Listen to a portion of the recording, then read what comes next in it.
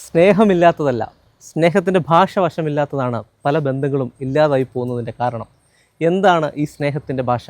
The 5 love languages how to express heartfelt commitment to your mate എന്ന പുസ്തകത്തിൽ Gary Chapman പറയുന്നത് പ്രധാനമായിട്ടും 5 കാര്യങ്ങളാണ്. ഒന്നാമതായി വാക്കുകൾ, രണ്ടാമതായി പ്രവർത്തികൾ, മൂന്നാമതായി സമ്മാനം നൽകുക, നാലാമതായി സമയം പങ്കിടുക, അഞ്ചാമതായി തലോടുക. ഈ വാക്കുകൾ സ്നേഹത്തിൻ്റെ ഭാഷയിലെ പ്രധാന ഘടകങ്ങളാണ്. പ്രയോഗിക്കുന്ന, സംസാരിക്കുന്ന വാക്കുകൾക്ക് ശക്തിയുണ്ട്. സ്നേഹം വാക്കുകളിൽ മാത്രം ഒതുക്കേണ്ട, അത് പ്രവൃത്തിയിലൂടെ പ്രകടമാക്കുക. ഈ പ്രവൃത്തിയുടെ പ്രതിഫലനമാണ് സമ്മാനമായി നാം അവർക്ക് നൽകുന്നത്.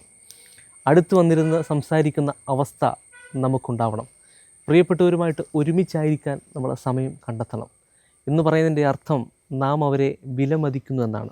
അതേപോലെ തന്നെ തലോടലിലൂടെയാണ് സ്നേഹത്തിൻ്റെ മറ്റൊരു ഭാഷ പ്രകടമാകുന്നത്. പ്രത്യേകിച്ച് കുഞ്ഞുങ്ങളും വൃദ്ധരും ഒക്കെ അത്തരത്തിലുള്ള ഒരു കരുതലിൻ്റെ, സ്നേഹത്തിൻ്റെ ഭാഷ ആഗ്രഹിക്കുന്നു. അതുകൊണ്ട് ഈ 5 കാര്യങ്ങൾ നാം ജീവിതത്തിൽ മറക്കാതിരിക്കുക.